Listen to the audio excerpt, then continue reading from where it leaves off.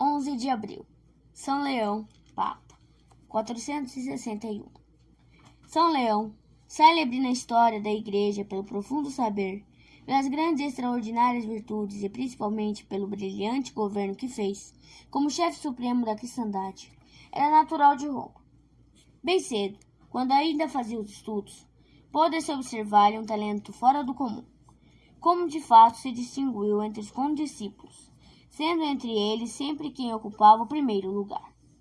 Considerando as ciências profanas, o acesso para as divinas, com sua aquisição, não se contentou, dedicando-se depois ao estudo da teologia e dos livros sacros.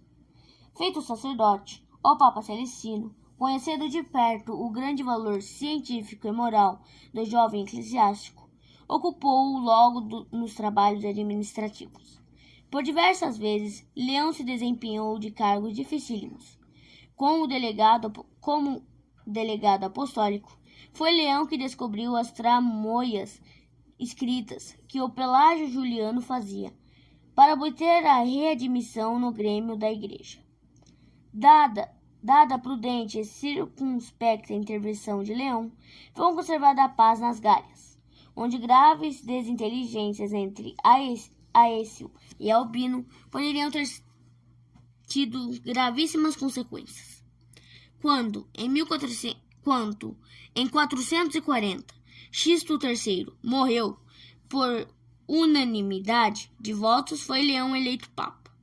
O novo pontífice, conhecendo bem a grande responsabilidade que um chefe da Igreja tem, em longas e fervorosas orações, se preparou para os trabalhos deste novo cargo. Roma foi o primeiro campo da sua ação apostólica. Pela oração, pela palavra e pelo exemplo, trabalhando na elevação dos costumes. As outras dioceses, dentro e fora da Itália, dirigiu mensagens especiais, todas elas documentos de piedade, zelo e prudência. Não estava há muito tempo sentado no sólio pontifício, quando começou a campanha contra as heresias, que por toda parte se levantavam. Eram os maniqueus, os arianos, donatistas, priscilianistas e pelágios que, quais lobos famintos, procuravam infestar o rebanho de Cristo. Em numerosas circulares dirigidas aos bispos, exortou-os a serem vigilantes, indicou-lhes o modo e os meios de combaterem as doutrinas errôneas. Em diversos concílios, entre os quais no célebre concílio de Chalcedon, foram discutidas e condenadas as seitas que deturpavam a doutrina sobre a encarnação de Cristo. Prova do seu espírito justiceiro que não conhecia a aceitação de pessoas. Deu uma questão litigiosa entre os bispos gálicos, que tinham invocado sua intervenção. No seu julgamento, nem poupou a Santo Hilário, cujo rigor excessivo com os bispos subalternos reprovou. Enquanto Leão, com todo empenho, procurava afastar do rebanho de Nosso Senhor a peste do erro, a Europa sofria uma das maiores calamidades que a história conhece: a invasão dos hunos, chefiados por Átila, que a si próprio se chamava o açoite de Deus. A devastação, o incêndio, a pilhagem e a morte marcavam a passagem das terríveis hordas asiáticas. Apavorados, fugiam os povos à aproximação delas, para não serem vítimas da crueldade inaudita dos bárbaros. Átila, sem achar resistência, pôde atravessar o sul da Rússia, a Áustria e a Alemanha. Tendo chegado aos campos catalúnicos, na França, achou quem lhe fizesse frente e seu exército foi derrotado. Mudando de rumo, teve a intenção de tomar Roma e, com esse fim, invadir a Itália. Leão convidou os fiéis à oração e penitência, implorando assim o auxílio divino.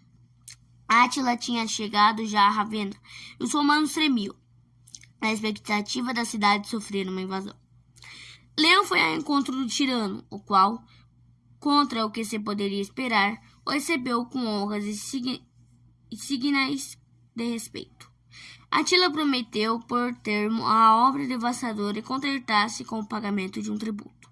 De fato, retirou-se para Pannonia, onde pouco tempo depois morreu. A vitória que Leão alcançou sobre o pagão Átila Não lhe foi possível obter, um ano depois, sobre Gensérico, rei dos vândalos e Ariano, que, às instigações da imperatriz Eudoxia, invadiu a Itália e saqueou Roma. Leão apenas conseguiu salvar a cidade do incêndio e as igrejas da profanação. Gensérico respeitou a vida dos cidadãos romanos, mas entregou muitos à escravidão. Os horrores que Roma sofreu com a invasão dos vândalos, Leão atribuiu-os à vida dissoluta e à ingratidão de muitos romanos. Leão reinou 21 anos e 7 meses. Foi um dos mais gloriosos pontificados, devido à sabedoria, prudência, firmeza e piedade do Santo Pontífice. Deste grande Papa, possuímos 101 elocuções e 141 circulares, documentos preciosos, que provam cabalmente que a doutrina católica no século V era idêntica à dos nossos dias. Leão o Grande morreu no ano de 461. Com franqueza apostólica, São Leão apontou a ingratidão e os pecados dos habitantes de Roma, como causadores da grande desgraça da invasão dos vândalos. Não outros, são os motivos de muitos sofrimentos e calamidades que caem sobre uma nação, uma sociedade ou família. Deus castiga o pecado e a ingratidão. É certo, diz São Jerônimo, que fome, guerra, epidemias e outros sofrimentos são consequências de nossos pecados. A Sagrada Escritura confirma esta verdade com numerosíssimos exemplos. A história do povo judeu é a prova mais patente da reação da justiça divina, que castiga o mal e recompensa o bem. Os judeus conheciam muito essa tática divina. Não somos obedientes aos vossos mandamentos, diz o piedoso Tobias. Eis porque estamos entregues ao saque, ao cativeiro e à morte, e para servirmos de fábula e de escárnio a todas as nações, por entre as quais nos espalhastes. Para afastar de nós os castigos de Deus, devemos recorrer à penitência, porque só a penitência é que aplaca a justa ira de Deus. A penitência deve remover o pecado, a virtude deve santificar a nossa vida, a oração deve unir-nos a Deus.